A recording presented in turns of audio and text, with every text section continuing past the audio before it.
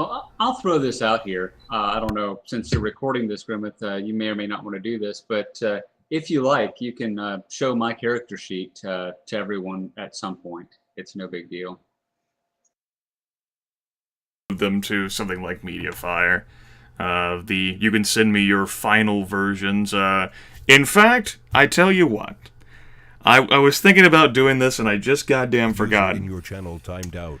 Oh my goodness, he got scared. Your channel. Welcome back. I was thinking about doing this and I just forgot. I wanted to assign some experience points for end of story.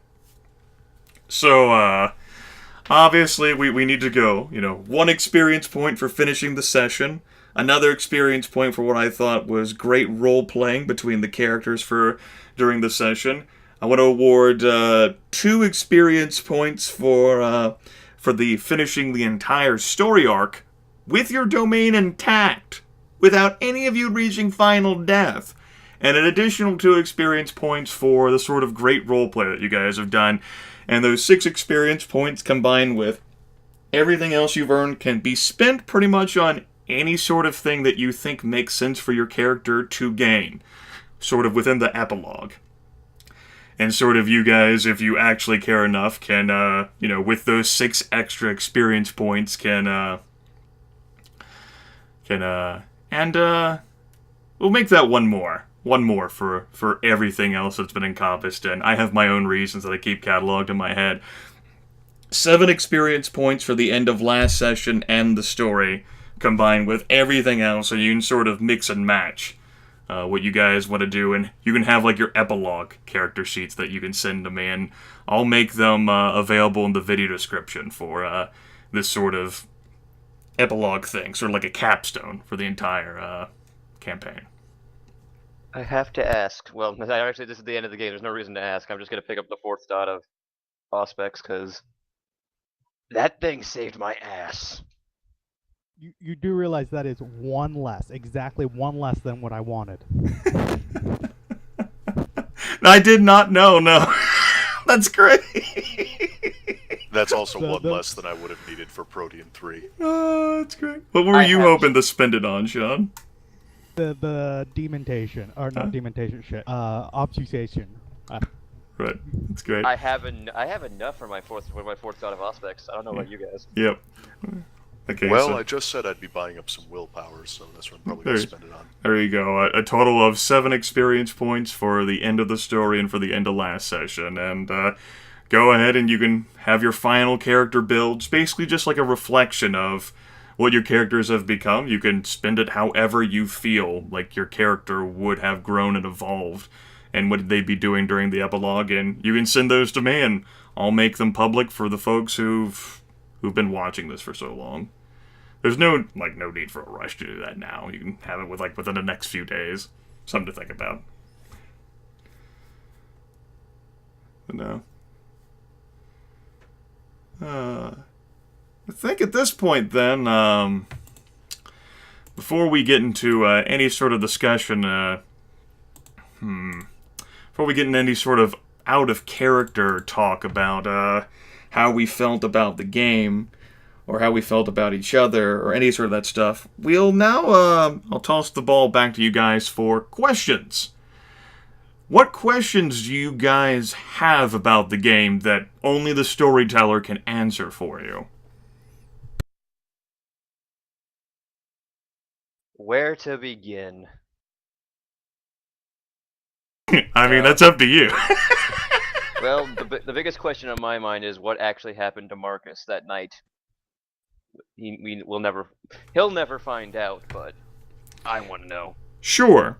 The revelation of the Eldritch Horror, as I ended up noting it in sort of like my GM name, the token itself existed from Chapter 1, along with Leslie Cutter that I had made.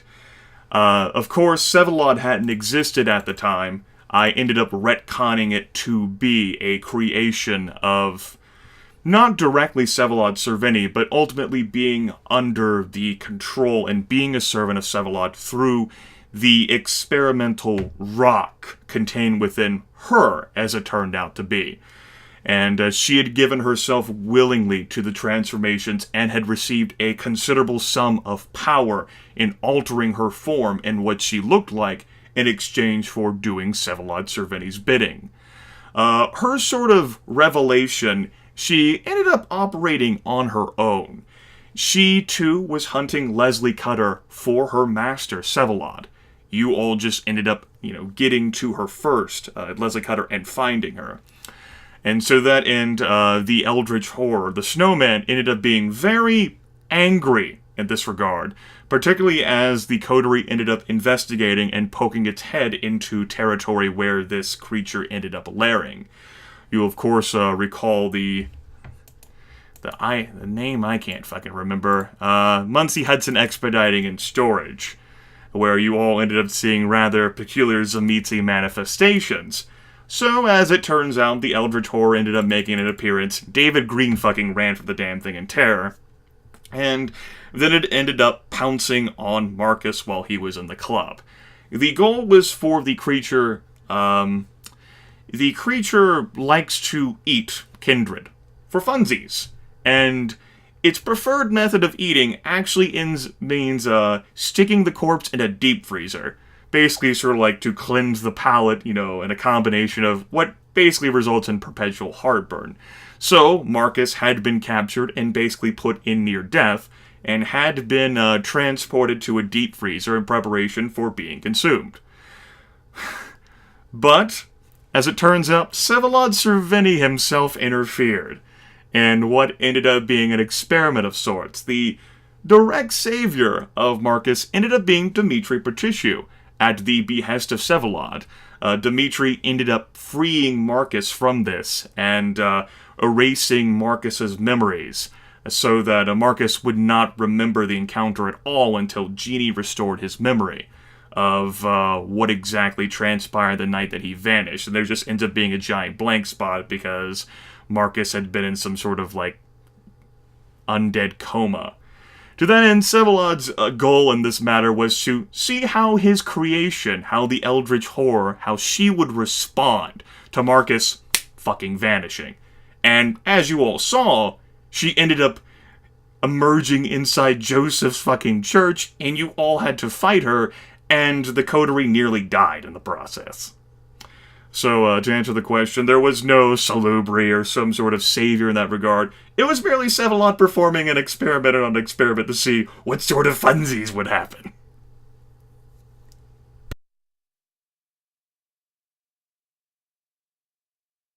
Well then, that's interesting. Well, Not the rather sort of, idyllic and, heartwarming, story of maybe having a boon called upon somewhere in the future, a live boon from someone saving you, but really, it fits within the idea. I had that in mind if the creature had managed to capture anyone on that night, that Vsevolod was going to end up setting that person free because he wanted to see what would happen for funds. Well, I hope he enjoyed seeing his creation get destroyed. He probably did. Yeah, he I mean, probably he did. seemed pretty pleased by where the stone ended up.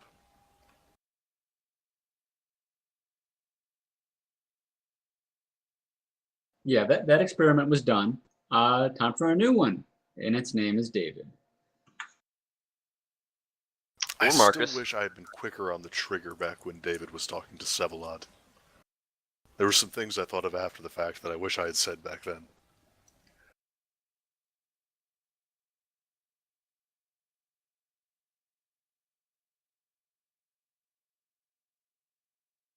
Do you guys Share what you were? Did you ever want to share what you were thinking that you would wish David had said to Vsevolod, Aaron? Oh, sure. I would have had David try to cajole Vsevolod into committing suicide. And if Vsevolod had protested for any reason, he would have started doing exactly as Vsevolod had done and pointing to his little messages about how nothing is sacred and so on and so forth. And how can you deny yourself the experiment of seeing what the afterlife is like, if it's like anything at all, firsthand? that sort of shit.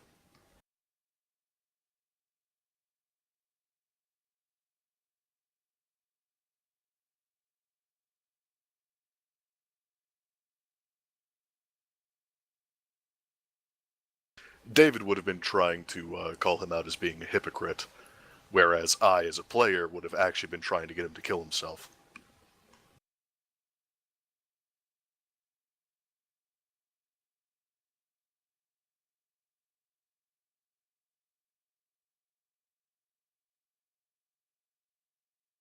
It would have been interesting to see the response to that. Well, if no one else has, I've got a question. Although it's slightly morphed now that we can see the map.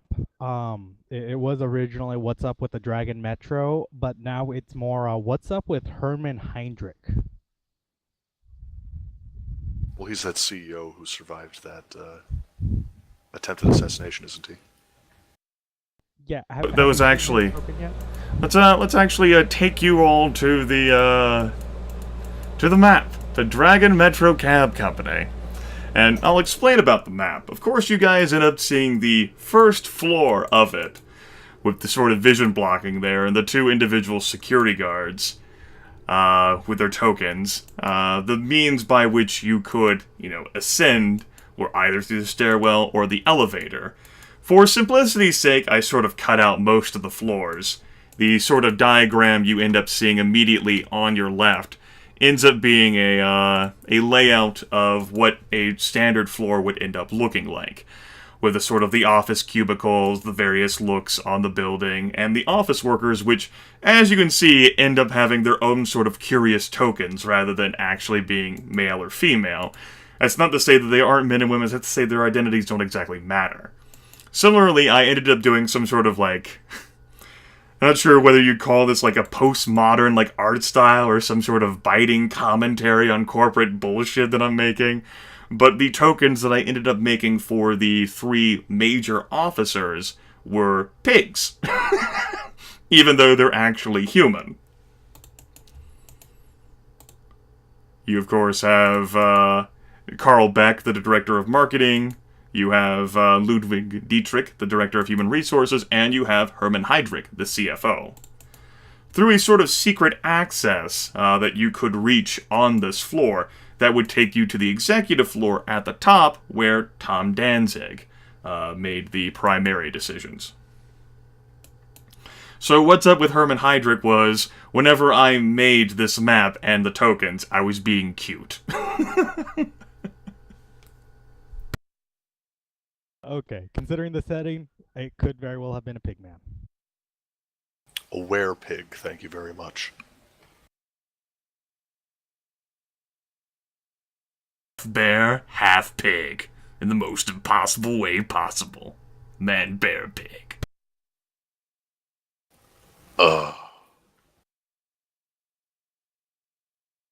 I do like the golden pig in that office picture. So what was up with Danzig and the Dragon Metro Company? Metro Cab Company I had designed to be a curious bauble to attract your attention. It served my purpose to have these convenient Ouroboros signs placed around the city to fill you all with a sense of sort of dread and suspicion, and as a means that could be manipulated by the eldritch horror hunting you all, as they ended up shifting across. Dragon Metro Cab Company itself, however, did not have any kindred ties, or Cainite ties. Not ruled by Tzimisce, or Lasombra, who for whatever reason might use the Ouroboros, or any vampire at all.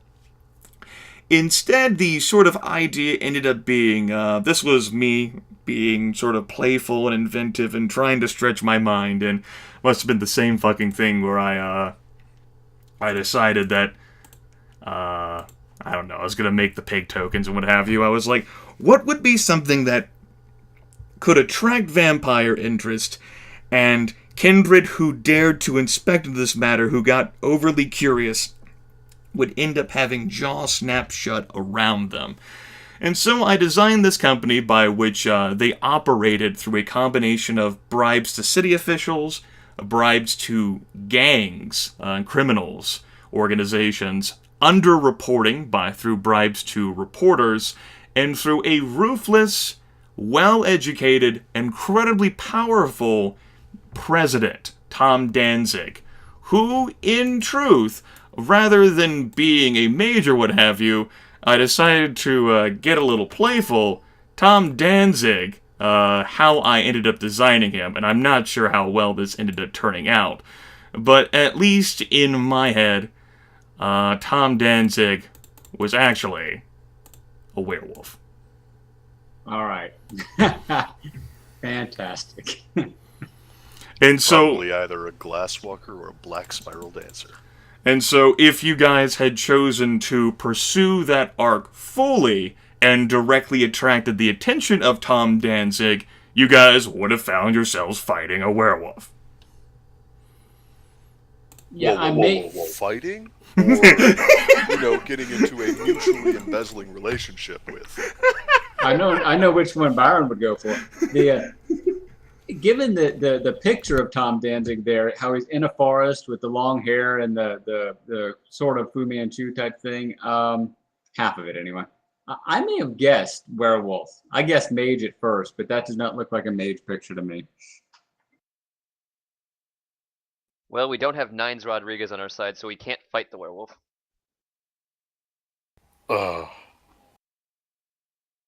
Of even his sort of like the trusted advisors, they're all human. It was actually Tom Danzig himself, and it also helped, to build a reputation, the fact that sort of all the curious sights and things that people would see whenever they tried to rob one of these cabbies would end up resulting in a what the fuck, because no human could ever structure that together. And there are definitely kindred in the city who also got overly curious and like, robberos? I bet that's the meatsy dealings. I'm totally gonna look into this and then I'm gonna be like, oh my god, look, I found all this out. I'm awesome. No. Dead.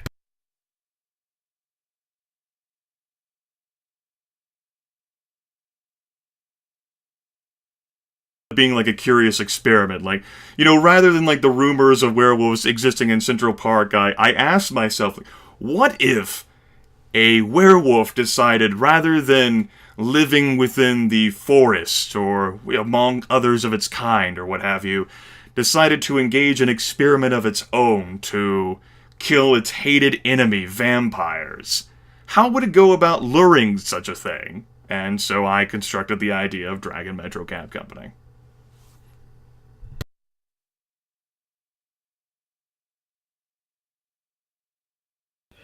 Yeah, there's an entire faction of werewolves called glasswalkers.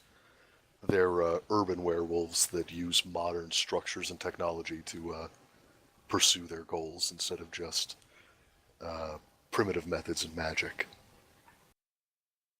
There you go. I didn't know any of that through any sort of researching other core books. As I've told you guys, I've only looked at the 20th Anniversary Edition book.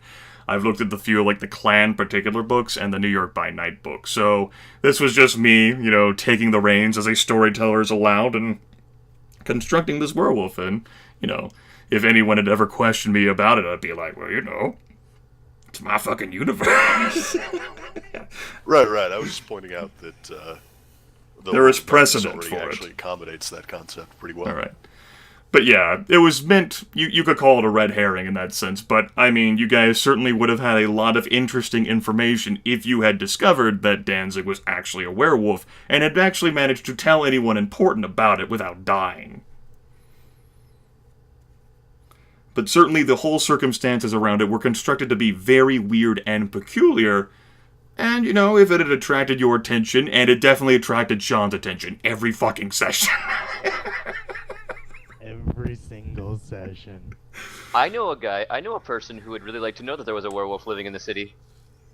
Well, I don't know if I would tell him. But Cephalon would definitely like to know there's a werewolf living in the city. Woody?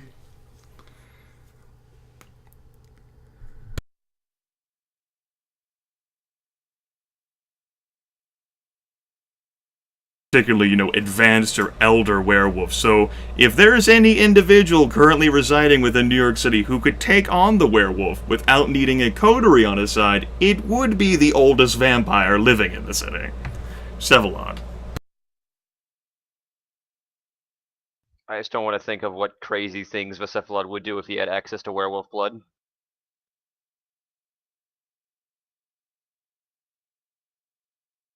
I'm sure he has a list.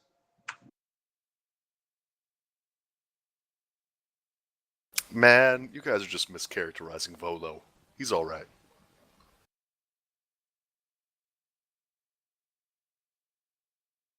Yeah, you're only saying that because you got his stone in your chest.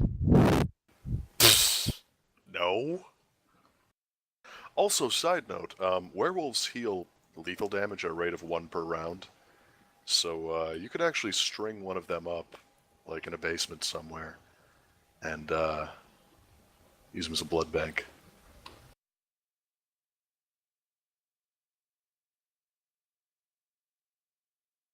Yeah, but then you gotta feed it, and you gotta let it out, and... You don't have to let it out, you just have to feed it.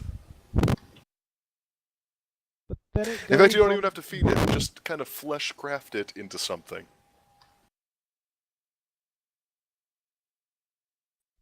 Do I have any other questions? I have one. Who burned down Byron's apartment? Was it Jermaine, or what's going on there?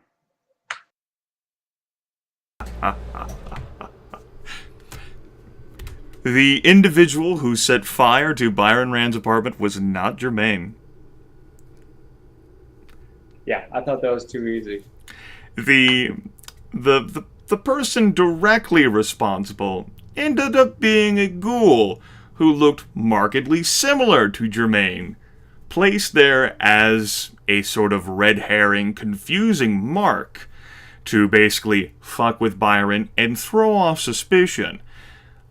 This individual also acted in other ways against the coterie, but he did not exactly have his time in the sun to really enact this. The person ultimately who masterminded this was Kadir Asmai, as a revenge play, not just against Byron, but he made other moves against the coterie as well. He had not been fully domineered by Sevalod. Rather, Sevalod had just wanted to keep tabs, and again, as an experiment, clear the way for Kadir to become the Prince of New York City and see what happens. Kadir had a great amount of resentment towards the coterie for the situation he ended up in, especially towards Byron, who had been so crude and bold as to attempt presence power upon him.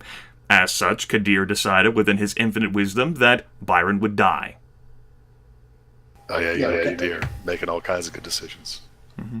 Yeah, that makes sense. I think that was going through my head, at all of our heads at one point. We're saying, well, it would make sense because he hated Byron, and the other two he was annoyed at.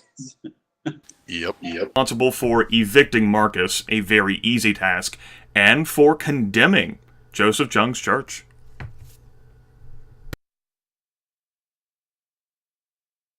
Thank goodness he didn't know where David lived.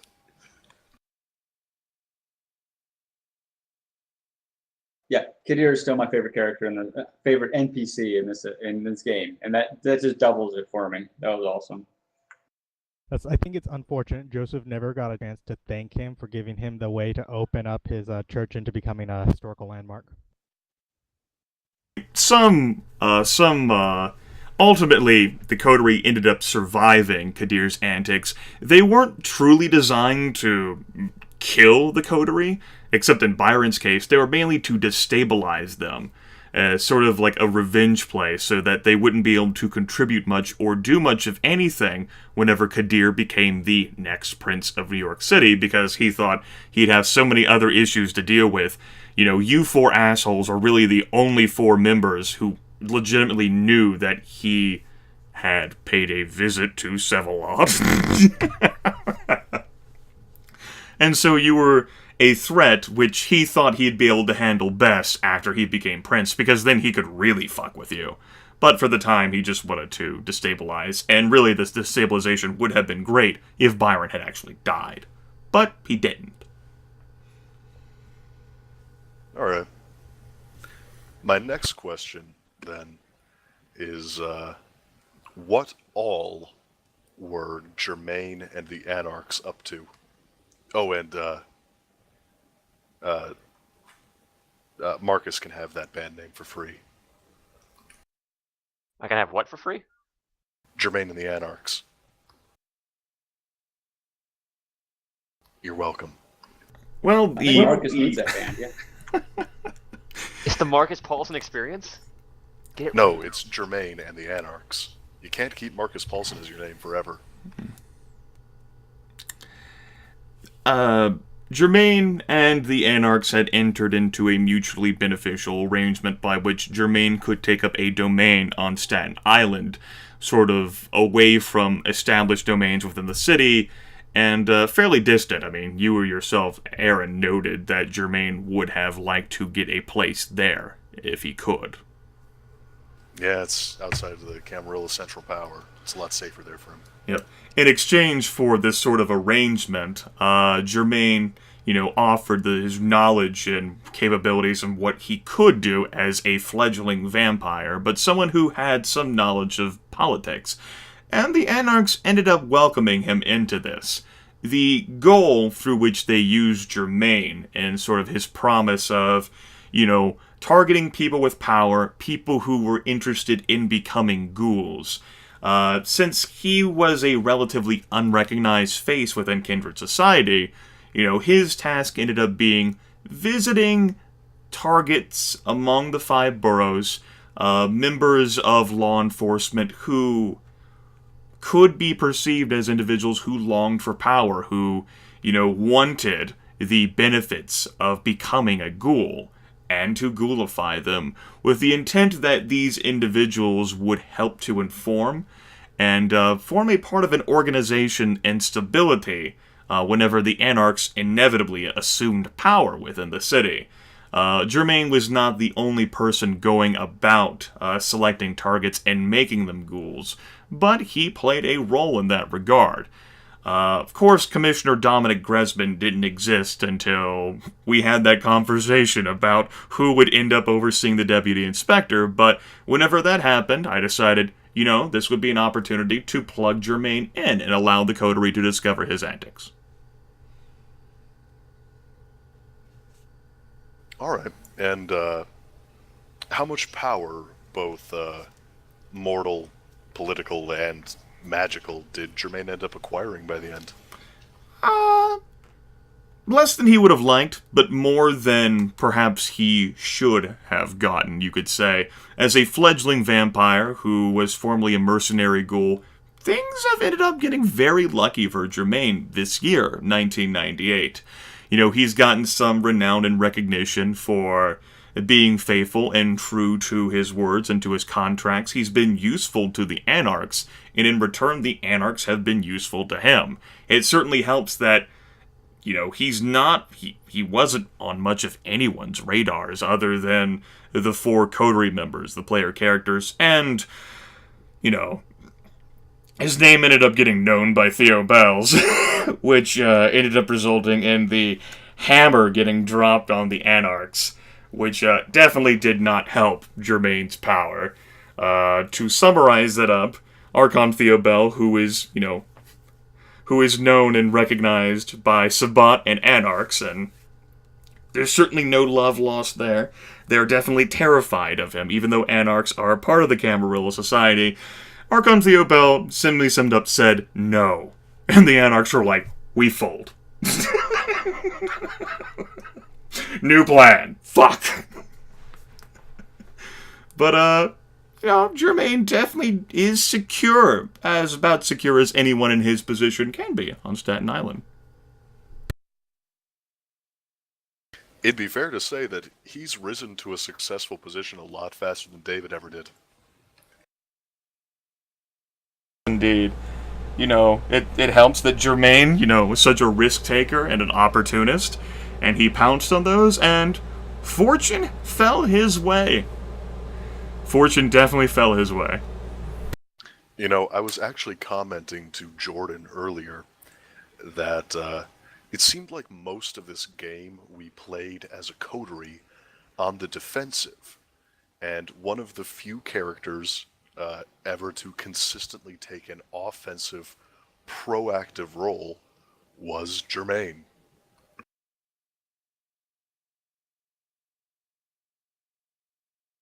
Like, within the coterie, that is. Jermaine wasn't actually a part of the coterie, and that's certainly something that you did for him, Aaron. You know, Jermaine always deferred to the coterie on coterie affairs. It's kind of like, I'm the fucking ghoul here. I'm hired muscle. You guys brought me in. What the hell do I know about this? Yep. And in spite of that, he was always the one working more proactively. Because, you know, everyone else had too much shit to lose. I mean, there were people tried. I mean, I know that's a question. I mean, we'll leave it for later, maybe, until we're done with this. But I'm curious what Valentine actually thought when Byron gave him that whole story about there being a guy living under Central Park. So he did try to get proactive there. He tried to get stuff moving through Valentine and the Ventru, but you know that wasn't going to get much done. But he had to try.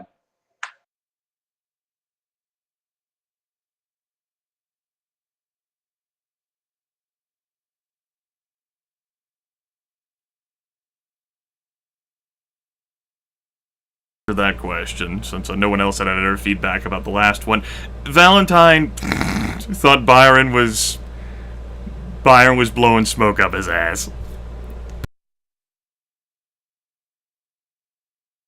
Yeah, it makes sense. That the role I made was a marginal success, I think, but on an opposed role, I think that Valentine probably would have disbelieved it fairly readily. Time where Byron was fighting the credibility issue, and it just seemed too outlandish to believe. There were very few people who knew about Vsevolod Cervini's presence, and that's because Vsevolod Cervini wanted it that way.